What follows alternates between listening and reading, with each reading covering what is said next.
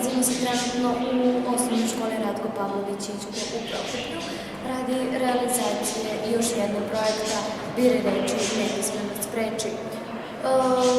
U ovome su učestvovali nastavnici i deca osnovne škole Ratko Pavlović iz Prokuplja.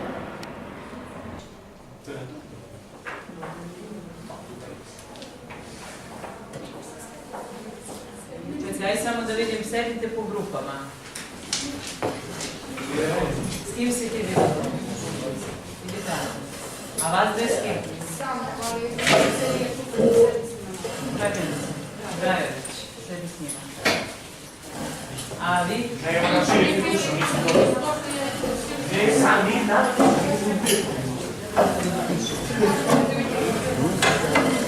Radile Krešnik. Šta ste vi imali? Zub. A vi? Glava. Vi jezik. A vi? A vi jezik. A vi ste šta grupa? Aha. A vi? Pljun. Dobro, isto. Krivo. Dobro. Svaka grupa je imala za određeni pojam da iz rečnika i Matice Srpske i Srpske akademije nauke i umetnosti i Vukovog rečnika izvuče osnovna i prenesena značenja reči. Ajmo onda, evo, glava. Ko beše? Jovan. Vi? Ajde. Ajde ko će iz grupe, dvoje, ne morate svi. Ajde, da vidimo koja sve značenja može da ima imenica glava. Ajde. Ko će ti, da izađi, moraš sve stikere ovamo da staviti. Ajde. Glava reći. Šta? Glava reći, da pošto sam ja zaboravio da napišu. Kako glava ekse? Pa šta ti piše tu, čitaj. Glava reći, Dalje. glava kupusa, glava knjige i glava porodice. To su sve prenesena značenja. Koje stavite tu? Ovde. Osnovno značenje imenice glava je šta? Deo? Tela. Jel da? Prenesena značenja imenice glava, ispisali su nekoliko, toliko koliko su ispisali. Glava eksera, glava kupusa, glavica kupusa, glava knjige i glava porodice. Glava eksera, što se taj deo kod eksera baš zove glava? Po čemu podsjeća na glavu po osnovnom značenju? Obliku, znači okruglog je oblika. Šta mislite? Glava kupusa, glavica kupusa, isto zbog oblika. A glava knjige, šta mislite? Deo nekog romana, što se zove glava? To nije okruglog oblika. Šta mislite, kakve sad veze ima glava knjige, kao deo knjige, sa glavom osnovnim značenjem deo tela? Jel vam pada na pamet kako je neko to mogu? Aha, deo nečega. Znači, kao što je glava deo celokupnog organizma, tela, znači jedno bez drugog ne može da funkcioniše, tako je glava deo knjige, samo deo jedne celine. Tek kad se sklope svi delovi, sve glave, onda knjiga ima smisla. Jel da? I glava porodice, to ste sve vi trebali da objasnite, ne oni. To ste vi kao grupa trebali da objasnite, a to ste imali objašnjenje u rečniku. Da ste uzeli rečnik, videli biste sva ta objašnjenja. Šta mislite, glava porodice? Dobro, glava, dobro, položaj, znači... Glava komandice. Aha, dobro. I najčešće je glava porodice u porodici ko? Ti. Dobro, dobro, ili najstariji član, možda dede u nekoj porodici, u nekoj otac, u nekoj, eto, neka mlađa ćerka i tako dalje. Dakle, reči mogu da se, da kažem, da dobiju ta prenesena značenja ili po obliku, sa nekom osnovnom reči, ili po položaju koji zauzimaju, ili po funkciji koju imaju, tako da dolazi do tih prenesenih značenja. Dalje. Aha, jezik. Koja grupa imala jezik? Štimilica.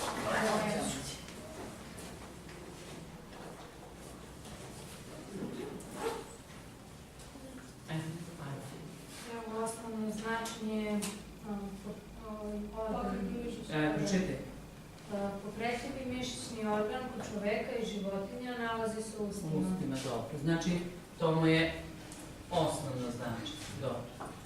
Deo kože na cipeli, preko koga se vezuju petke. Dobro. To je jedno preneseno značenje. Što je taj deo na cipeli ili čizmi svejedno dobio naziv jezik? Po čemu podsjeća na jezik? Po obliku. Dobro, dalje. Jezik, deo komadi zemljišta ili šume, izdruženi deo. Aha, znači isto nešto po obliku. Molim? To nije baš jasno šta je. Pa evo piše izduženi, znači neki deo u nekoj njivi, to se kod nas se ne kaže, ali možda se u nekom delu našeg jezika to zove tako. Jezik kao književni jezik, srpski, Aha, romski. Dobro. Kao sredstvo sporazumevanja. Da. Jezik, dijalekat, narečje, žargon. Aha, dobro, isto. Znači govor određenog kraja je isto jezik. Način izražavanja misli i osjećanja rečima, govor, rečnik, leksikon. Aha, dobro. I to je da prenesemo značenje. Jezik, zaboravljenik koji treba da da Kako? zarobljenik koji treba da da podatke o neprijateljskoj vojsci. Aha. Zarobljenik koji treba da da podatke o neprijateljskoj vojsci. Ne znam, to ne znam i ovo ne znam, šta beše? Za zemlju. Da, izduženi komad zemlje, ali dobro, dosta našli u rečniku i verovatno su to ta neka prenesena značenja ili tipa ne znam šta, nisu našli zajednički jezik ili našli su zajednički jezik, to sve ima veze sa čime? Sa sporazumevanjem. Znači šta imate? Jedno osnovno i evo koliko imate ovdje? 2, 4, 6 prenesenih značenja, da. Dobro, onda smo imali zub, jel da?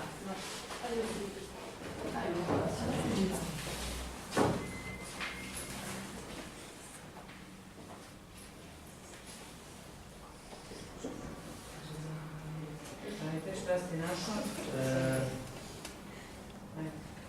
Zub, to su kalcifikovani organi koji se nalaze na početku digestivnog trakta. Dobro, znači zub kao organ koji nam služi, jel da, stetkamo hranu i tako dalje.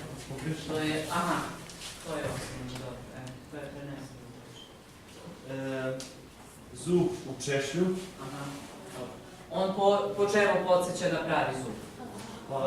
Po obliku neko, verovatno, da, dobro. Zubi mogu da budu koštani organi usne duplje. Dobro, to bi znači isto išlo ovamo, dobro. Još? I zapravo smo zub na steni kao aha, vrh stene, dobro, možete da napišete. Zub, odnosno vrh stene, dobro. Imate zupčanike, recimo, gde? Na čemu? Na, dobro, bicikli, na onom toču. Znači, opet, verovatno, ima veze sa ovim nekim zubom. Ajde, ovako nismo drugačije krilo, evo ovako neka bude krilo, moramo ovako da okrenemo. Ko je imao to? Ko? Ti samo je neko da ti pomogu. Koje je osnovno značenje? Jedan od dva delova simetričkog organa za letenje. Životinje, krilo životinje.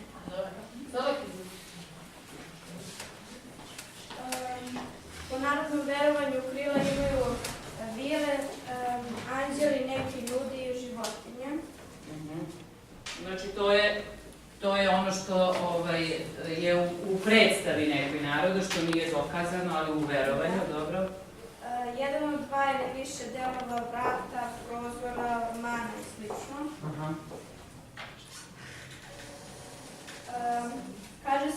Kaže se za nekog ko predstavlja nekome oslonac, nazivaju ga krilom.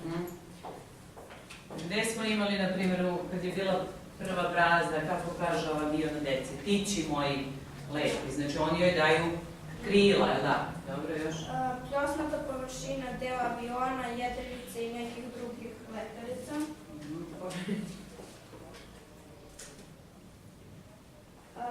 Jedan od komoda, naročito jakog platna, od kojih se sklapa šator. Komada, aha, dobro, šator su platno. Aha, dobro. toliko ste značenja pronašli. Znači, osnovno značenje je šta? Deo tela ptica koji služi za letenje, mora da bude simetričnog oblika, da, dva krila. Po uzoru na to, naravno, napravljena su krila aviona, da bi avion mogao da leti. Onda, šta smo rekli da imamo? Opet zato što su simetrična, znači krila na ormanu, dva, onda krila na prozoru, opet je to sve po toj nekoj simetriji, odnosno po funkciji koju imaju na nekom određenom pojmu. I rekli smo osokoliti nekog, ohrabriti ga, znači dati mu krila. Imate još jedno, niste možda pronašli tamo značenje, deca, gde sede? U krilu, znači u krilu. Prema tome, opet i to, što bi se sad to kad sedimo zvalo krilo, zato što opet su to dve noge simetrične, znači dve polovine nečeg cele, koje pružaju, da kažemo, neku toplinu, utočište, sigurnost i tako dalje. I šta ste još ovdje imali za letilice? Dobro, šatorsko krilo, jel da? Sad, šatorsko krilo ne služi za letenje, naravno, ali šta imamo? Kad se sklopi šator, pa opet mora da ima tamo simetrični neki delovi i niste napisali gde mogu da budu još krila u sportu. U sportu, mogu plućna krila, levo i desno, opet dva simetrična neka organa. Može u sportu, u košarci, u fudbalu, u rukometu, gde još, u vaterpolu, gde još ima. Znači, to su oni igrači koji idu po strani, centar pa krila, jel da? Dobro, i ostao je još kljun. Čekajte samo da vidimo kako ćemo njega dići nisko. Čekaj, ovako ćemo. Ovo ćemo spustiti.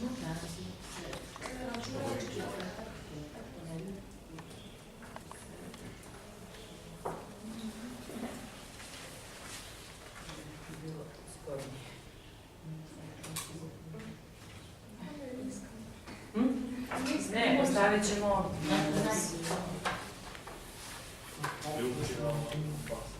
ovo neki sokora, ovo neki krilo. Papagaj. Dunja krilo, izvinjavam se. Ajde. Ptičji kljun, to je deo glave ptice. Koji pticama služi? Za da uzimaju hranu, da. avionima kljun, to je ovaj prednji deo. Aha, dobro. Znači on po obliku podsjeća na kljun ptice. Dobro.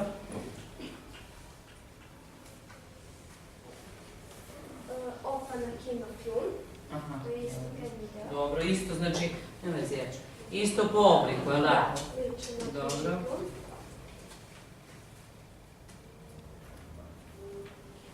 Brod ima kljun, to je framac, deo broda. Dobro, i on podsjeća na taj kljun ptice. Da.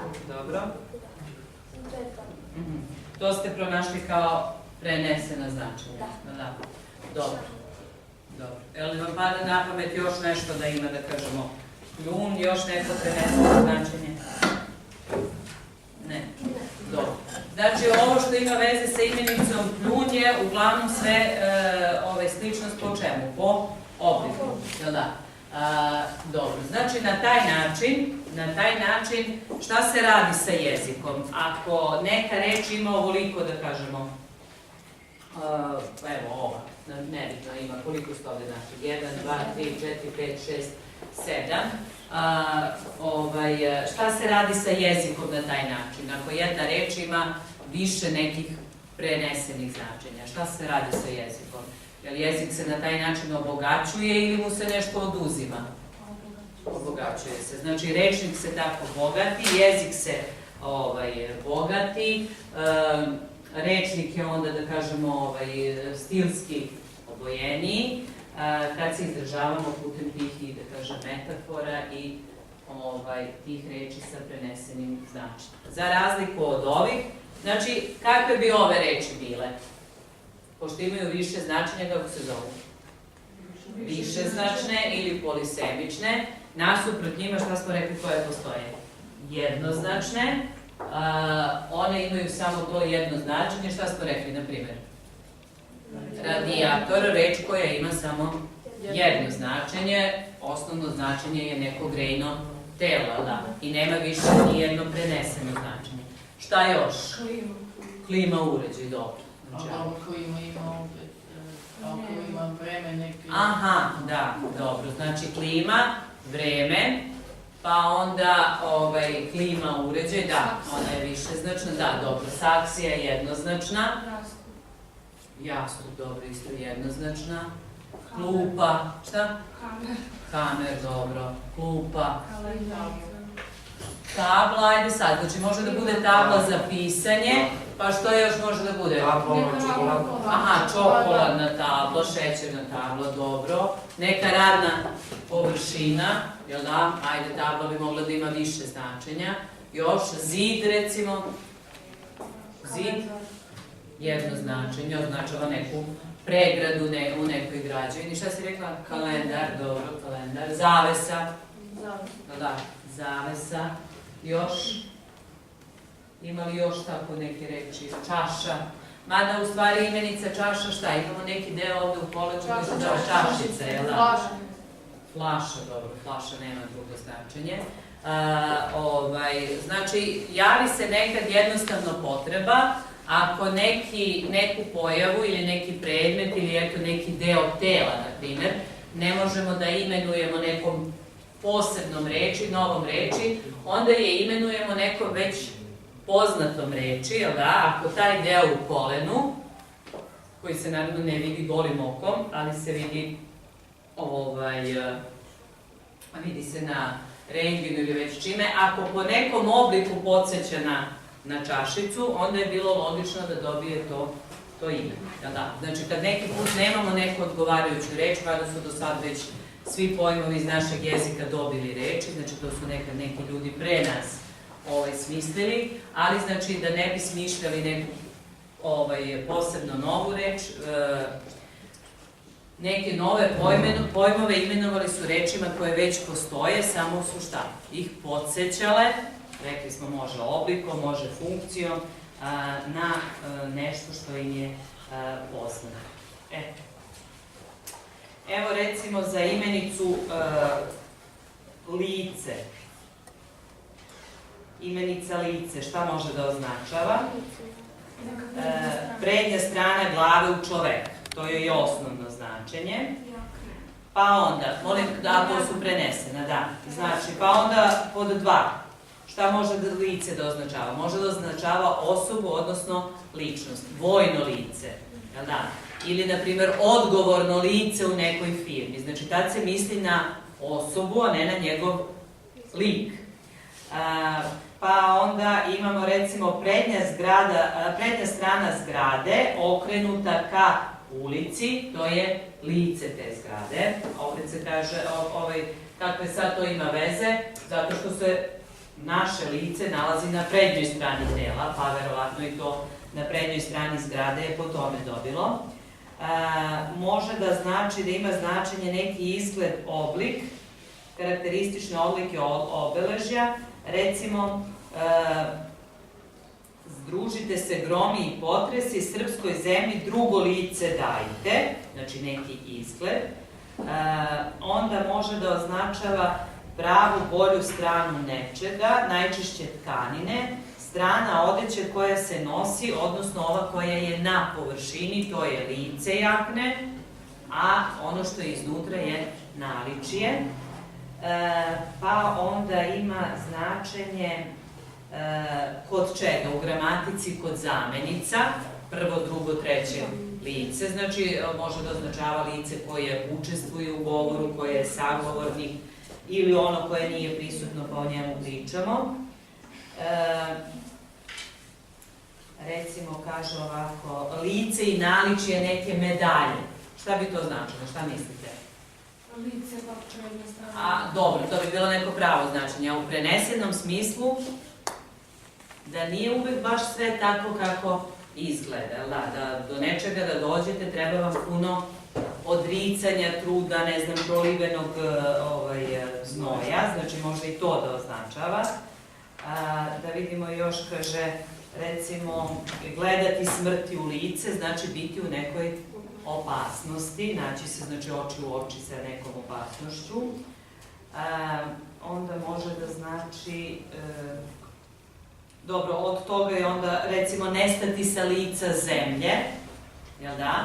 Nestati sa lica, nečeg više nema, više ne postoji, nekome se možda izgubio trag. Menjati boju lica, u zavisnosti od čega, od nekih naših osjećanja ili raspoloženja, jel da? Pa neko možda bude bled kad je bolestan, može da bude kakav, crven, kad je umoran ili